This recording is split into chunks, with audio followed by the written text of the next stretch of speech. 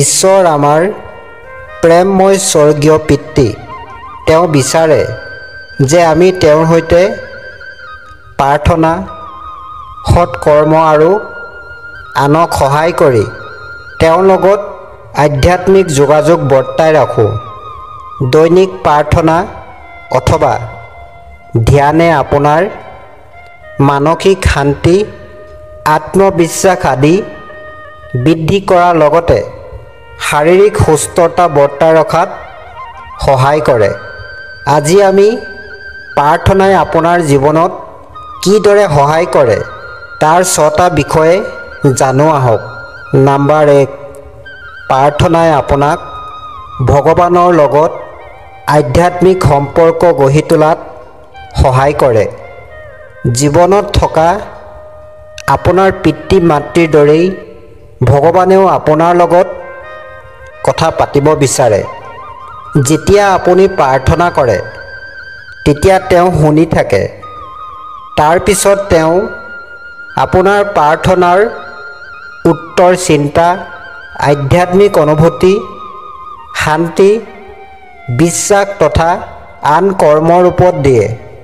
Number 2, প্ৰাৰ্থনাই আপোনাক ঈশ্বৰৰ প্ৰতি বিশ্বাস আৰু প্ৰেমময় স্বভাৱৰ বিষয়ে বুজাত সহায় কৰে। আপুনি তেওঁৰ সৈতে দৈনিক প্ৰাৰ্থনাৰ যোগেদি যেতিয়া কথা পাতে, আপোনাৰ জীৱনত তেওঁৰ পথ প্ৰদৰ্শনৰ প্ৰভাৱ পৰে। গভীৰ, শান্ত, নিয়মানুৱৰ্তিতা আদিৰ স্বভাৱ গঢ়ি তোলাত সহায় কৰে। নম্বৰ 3, কৃতজ্ঞ আৰু কৃতজ্ঞতা বৃদ্ধি কৰাত সহায় কৰে। প্ৰতিদিনে প্ৰাৰ্থনা কৰাৰ আন এটা উপকাৰিতা হ'ল আমাৰ মনত ধন্যবাদৰ মনোভাৱ সৃষ্টি কৰাত সহায় কৰে। আমাৰ জীৱনে আমাক ক্ৰোধিত, তিক্ত, ঈৰ্ষা বা খং উঠাৰ বহু কাৰণ দিয়ে, কিন্তু প্ৰাৰ্থনাই আমাক এইবোৰ পাহৰি জীয়াই থকা প্ৰেৰণা যোগায়। নম্বৰ 4, আমাৰ মনোযোগ আনৰ ফালে স্থানান্তৰিত কৰাত সহায় কৰে। কেৱল নিজৰ ওপৰত আৰু নিজৰ সমস্যাৰ ওপৰত মনোনিৱেশ কৰি চিন্তা কৰাটো আমাৰ বাবে হানিকাৰক হ'ব পাৰে।